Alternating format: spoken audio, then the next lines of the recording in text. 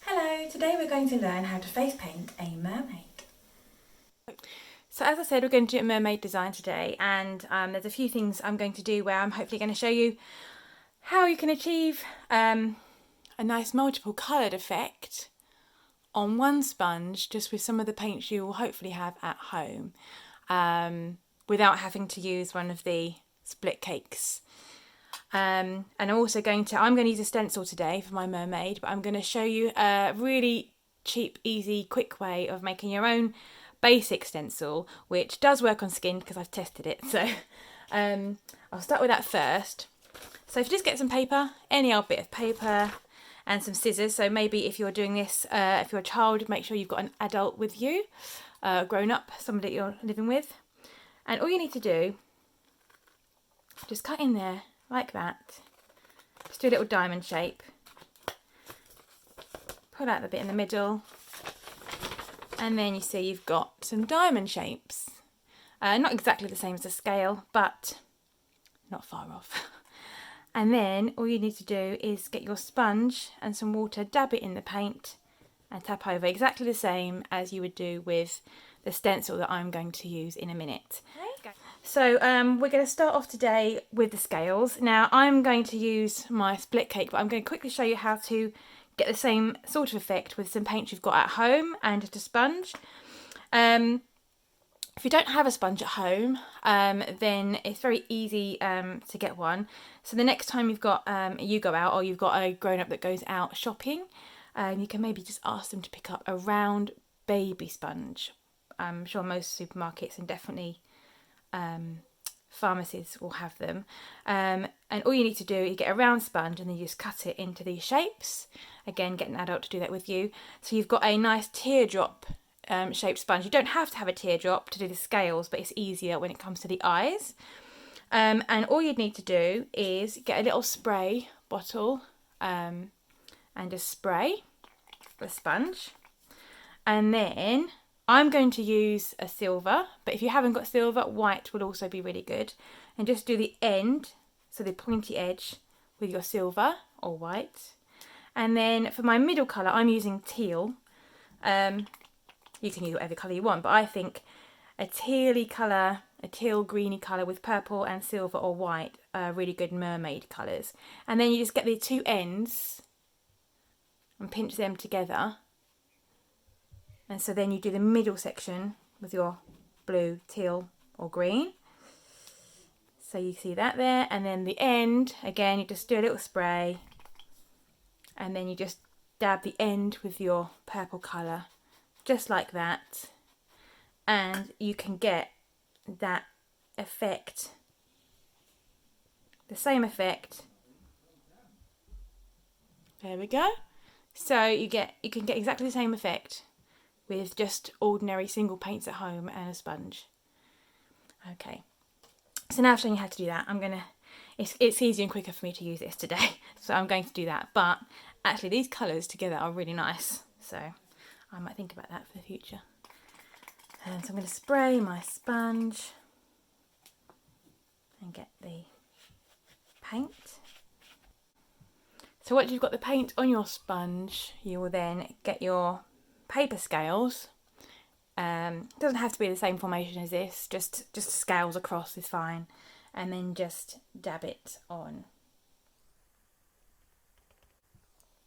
I'm then going to do a same effect here with the scales.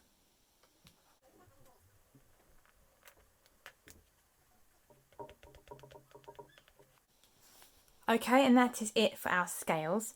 We are then going to use the same sponge that you've just used for scales to do the eyes. Now, if you get them to close their eyes, and you can just do like the teardrop shape on the eye, just like that.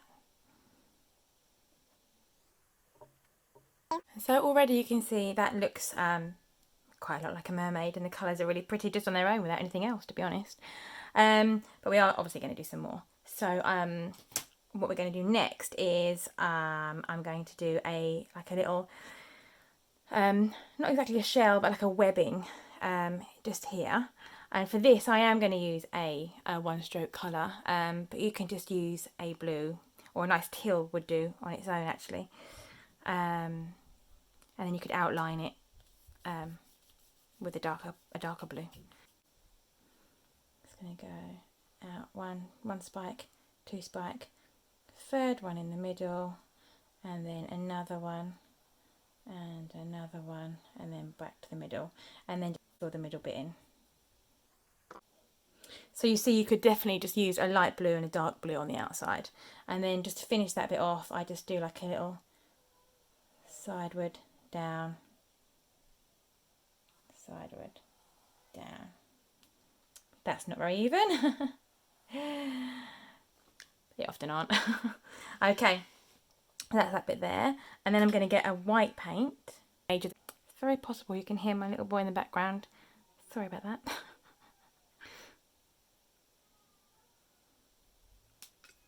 So what we're going to do is, you could, to make it more simple, just go from the eyebrow up if you want to. I'm going to go further down. I think it depends a little bit on the age of the child. And I'm going to do a nice webbed detail here, just 3 webs down to the bottom of the eye, and then just attach it there. I will then do just a little bit of extra detail on the eye. I'm just going to do like a little teardroppy type, thin at the end and then go thicker, and then I'm going to do some dots, good old famous dots of mine. With the white again, just do 3 little dots in the middle there. I'm then going to do some dots up way here as well, so above the webbing, and then all the way from the corner of that all the way up, and the other side, and then just some little like teardrops underneath.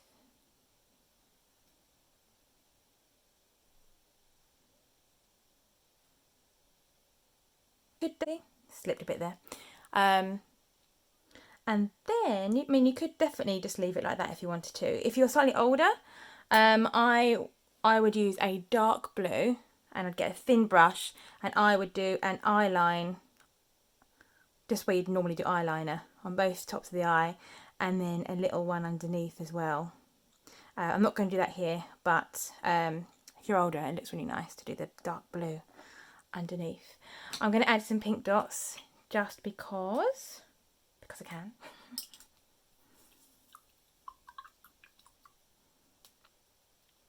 I'm using a luminous pink, but any pink will be fine. Or it doesn't have to even be pink. You could do green or blue or purple. But I quite like the pop of pink. And I'm going to do them right down here. So I'm going to do like a dot. And I'm going to go all the way up. And then, again, this is dependent on an age maybe, but if you've done the blue line underneath your eye, it's quite nice to go underneath that with the pink. And then I also did, when I did it, on myself, just 3 little dots down the middle. Now you'll probably see this, it doesn't look very even on this face actually. I'm painting to a weird angle, but I shouldn't complain because I shouldn't blame my tools. And then it's quite nice to add a bit of sparkle. So I've got my puffer glitter, which I'll just puff on there.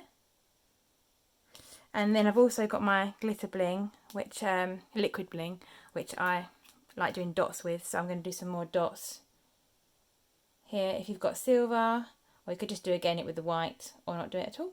And then I've got some more glitter. Her lips are already pink, so I'm not going to paint them, but I would do nice pink lips here as well.